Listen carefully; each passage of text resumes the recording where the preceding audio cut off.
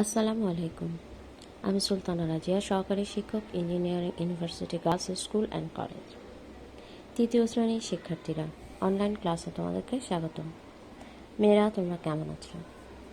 আশা করি আল্লাহর রহমতে সবাই ভালো আছো, সবাই খুব মজা করে ঈদ করেছো এবং সবাই প্রচুর মজা করেছো বাসায় এবং একটু একটু পড়ালেখাও করেছো। তো মেয়েরা, ঈদের পরে আজকে আমি তোমাদেরকে আবারও ক্লাস নেওয়া শুরু করছি, এই জন্য তোমাদেরকে বাসি ঈদ মোবারক দিলাম। তো আজকে আসো আমরা ঈদের আগে আমরা টাকা পয়সা মুদ্রা সম্পর্কিত অঙ্কগুলো করছিলাম। আজকে আমরা পৃষ্ঠা 80 এই অঙ্কগুলো একটু অনুশীলন করব। পৃষ্ঠা 80। আচ্ছা মেয়েরা, একটু এখানে দেখো, এখানে কিছু পয়সার ছবি দেওয়া আছে। বক্সে মোট কত টাকা ও পয়সা আছে? আচ্ছা, এখন এই টাকা পয়সা ছবিগুলো এত ঝাপসা, আমি নিজেই বুঝতে পারছি না যে এগুলো আসলে কত টাকা। এখানে আমি বুঝতে পারছি এটা হচ্ছে 1 টাকা, 1 টাকা, 2 টাকা, 5 পয়সা, 10 পয়সা, 15 পয়সা। আর এই তিনটা কি আমি বুঝতে পারছি না, যে আমি করব না, আমি এই অঙ্কটা করে দেখাচ্ছি। এটা আছে 50 পয়সা, 50 পয়সা, দুইটা মিলে হচ্ছে 100 পয়সা। 100 পয়সা হয় 1 টাকা, এটা হচ্ছে 2 টাকা, 3 টাকা, আর এটা হচ্ছে দুইটা 10 টাকা নোট, 20 টাকা। তাহলে এখানে মোট আছে 23 টাকা। আমি এখানে লিখলাম না, তোমরা এই বক্সটা পূরণ করে নিবে। আর এটা আমি বুঝতে পারতেছি না যে ঝাপসা এত, যে এটা কত টাকার কয়েন বা কত টাকার মুদ্রা, এটা আমি বুঝতে পারছি না। আচ্ছা, এবারে আসো আমরা এই অঙ্কগুলো একটু করে ফেলি। আচ্ছা, প্রথমে আছে 30 টাকা 10 পয়সা যোগ 40 টাকা 80 পয়সা। এটাকে আমাকে যোগ করতে বলা হয়েছে। তো আমি আসো রাফে যোগটা করেছি। দেখো, 30 টাকা 10 পয়সা, 40 টাকা 80 পয়সা, দুইটা যোগ করব। আচ্ছা, এখন পয়সা পয়সা যোগ করে ফেলি। 80 আর 10 মিলে হলো 90 পয়সা, আর 40 আর 30 মিলে হলো 70 টাকা। আচ্ছা, আমার এখানে উত্তরটা সেম থাকবে, কারণ হচ্ছে প্রথমে অ্যাট ফার্স্ট তোমাকে মনে রাখবে এটা হচ্ছে যোগ অঙ্ক। দুইটা পয়সা যোগ করে পেলাম আমি 90 পয়সা। এটা 100 পয়সা হয়নি, 100 পয়সার নিচে। যদি 100 পয়সা হতো তাহলে আমি এটাকে টাকা করে ফেলতাম। যেহেতু 100 পয়সা হয়নি, 100 পয়সার নিচে, কাজে উত্তর যা আছে তাই থাকবে। উত্তর হবে 70 টাকা 90 পয়সা। দেখো, আমি এখানে উত্তরটা লিখে দিয়েছি। এটা একটু খুব খেয়াল করতে হবে। যদি এখানে 105 পয়সাও হতো তাহলে কিন্তু তুমি 100 পয়সাকে টাকার কাছে নিয়ে আসতে আর 5 পয়সা থেকে যেত, কিন্তু এখানে আমার সেটা হয়নি। আমার 90 পয়সা 90 পয়সাই থাকবে। আচ্ছা, এবার আসো 2 নাম্বার। 47 টাকা 70 পয়সা বিয়োগ 29 টাকা 75 পয়সা। আসো বিয়োগটা করি, আমি দেখো সাজিয়েছি রাফে। আচ্ছা, এবার আসো 70 থেকে 75 বিয়োগ করা যাবে? যাবে না, কারণ বড় সংখ্যা নাই এটা। তাহলে এটা আমাকে কি করতে হবে? বড় বানাতে হবে।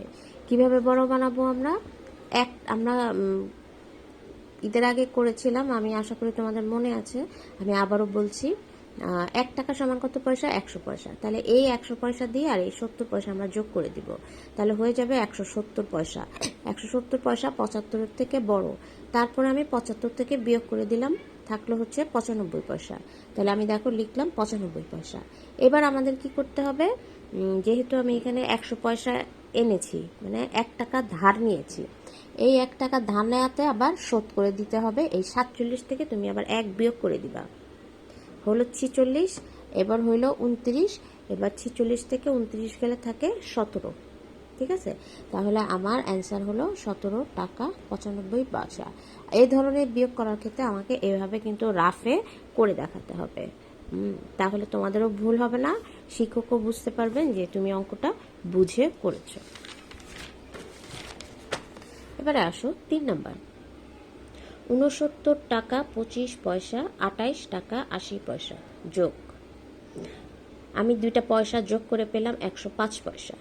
এখানে একটু খেয়াল করো, 105 পয়সা, 100 পয়সা থেকে বেশি হয়ে গেছে। আমি কিন্তু এভাবে করতে পারি, 100 পয়সা যোগ 5 পয়সা, আমি ভেঙে দেখাচ্ছি। তাহলে এই 100 পয়সাটা কি হয়ে যাবে? টাকা হয়ে যাবে, যেহেতু 1 টাকা সমান 100 পয়সা। এই 100 পয়সাকে আমি টাকার কাছে ঢুকাই দিলাম। তো আমার অ্যান্সার ছিল 97, আর 100 পয়সা যোগ করে হলো, মানে 1 টাকা যোগ করে হলো 98 পয়সা, আর এই 5 পয়সাটা রয়ে গেল, এই যে 5 পয়সা। তাহলে আমার ফাইনাল অ্যান্সার আসলো 98 টাকা 5 পয়সা। কি মেয়েরা বুঝতে পেরেছ? অঙ্কগুলো একটু জটিল মনে হয়, কিন্তু বুঝলে কিন্তু খুব সোজা। আমি আবারও বলছি, আমার উত্তর আসছে 105 পয়সা। এখানে কিন্তু 1 টাকা আছে, মানে 100 পয়সা যোগ 5 পয়সা। এই 100 পয়সাকে তুমি 1 টাকা করে এই টাকার মধ্যে ঢুকাই দিলা, 97 টাকা হয়ে গেল 98 টাকা, আর ওই রইল 5 পয়সা। এবারে আসো 4 নাম্বার। 45 টাকা 20 পয়সা যোগ 58 টাকা 95 পয়সা। যেহেতু যোগ অঙ্ক, আমি যোগটা করে ফেললাম। আমার আসলো 115 পয়সা। আচ্ছা, 115-র মধ্যে কি আছে? সে আগের মতোই 100 পয়সা আছে। তাহলে 100 পয়সা থাকলে, এই যে দেখো, আমি যদি ভেঙে লিখি 100 পয়সা যোগ 15 পয়সা, তাহলে দেখো এই 100 পয়সা কি হয়ে যাবে?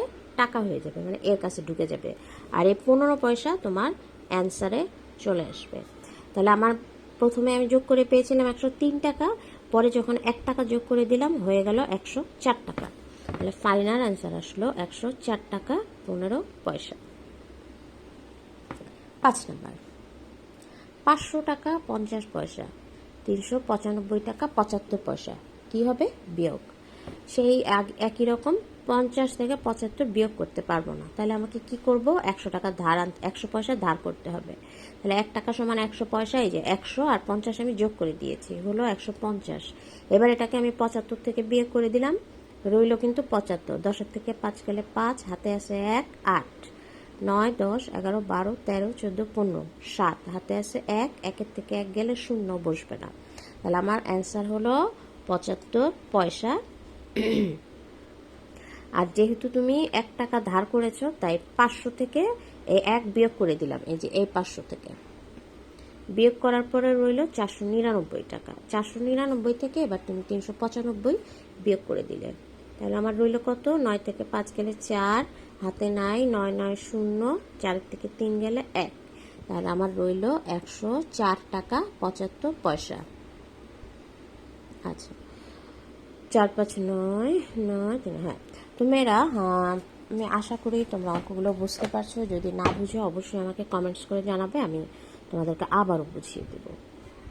6 নাম্বার। 300 টাকা 10 পয়সা 3 টাকা 55 পয়সা বিয়োগ করতে হবে।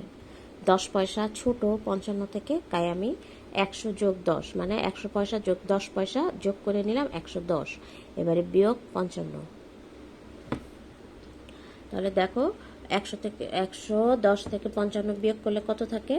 10 থেকে 5 গেলে 5, হাতে আছে 1, 5 আর 1, 6, 11 থেকে 6 গেলে 7, 8, 9, 10, 11, 5, হাতে আছে 1, 1-এর থেকে 1 গেলে 0, তাহলে আমার অ্যান্সার হচ্ছে 55।